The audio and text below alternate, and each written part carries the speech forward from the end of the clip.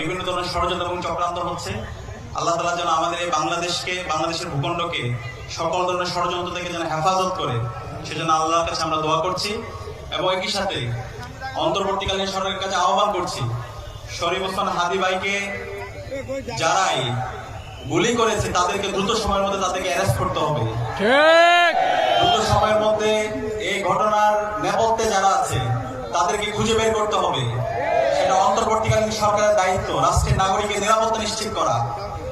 1 জুলাই বিপ্লবের পরে আমাদের নাগরিকরা যদি এখন পর্যন্ত নিরাপদ না হয়ে উঠতে পারে, আমরা নাগরিকদের জন্য যদি নিরাপত্তা এনশিওর করতে না পারি, তাহলে অন্তর্বর্তীকালীন সরকারের এটা বিশাল ব্যর্থতা। আমরা অনুরোধ করব এই ঘটনার সাথে যারা জড়িত আছে সন্ত্রাসীদেরকে দ্রুত সময়ের মধ্যে যেন আইডেন্টিফাই করা হয় এবং একই সাথে আমাদের হাদী ভাইয়ের সর্বোচ্চ চিকিৎসার যেন রাষ্ট্রের পক্ষ থেকে ব্যবস্থা করা হয়।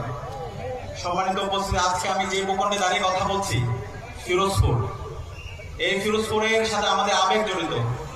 ছোটবেলা থেকে যখন আমাদের বোঝ হয়েছে তখন থেকে এই ফিরোজপুর এবং ফিরোজপুরের সাথে যে নামটি জড়িত, আল্লামা দেলাওয়ার হোসেন সাঈদী, এই নামটা শোনার সাথে সাথে আমাদের মন থেকে দোয়া আসতো।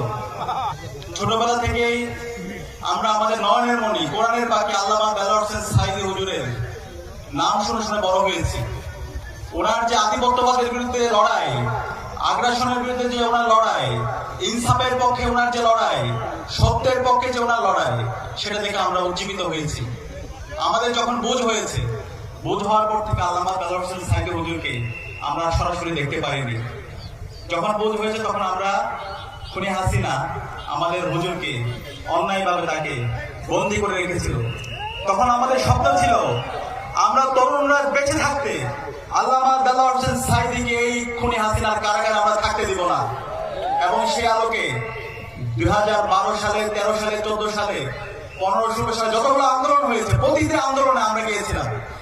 আমরা আল্লাহর কাছে দোয়া করেছিলাম, আল্লাহ তুমি আমাদের জীবন নিয়ে নাও, কিন্তু আমাদের নয়নের মণি কোরআনের পাখি আল্লামা দেলাওয়ার হোসেন সাঈদী হুজুরকে আমাদের মাঝে ফিরিয়ে দাও। সেই সময় অসংখ্য আমাদের ভাই বোনরা শহীদ হয়েছে।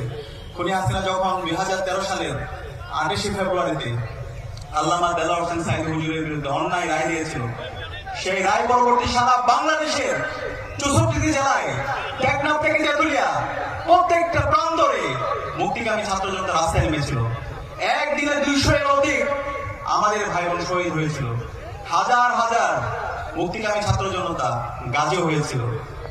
এবং এর পরবর্তীতে বাংলাদেশে অসংখ্য আন্দোলন সংগ্রাম হয়েছে, লড়াই হয়েছে, এবং সেই আন্দোলন সংগ্রামগুলো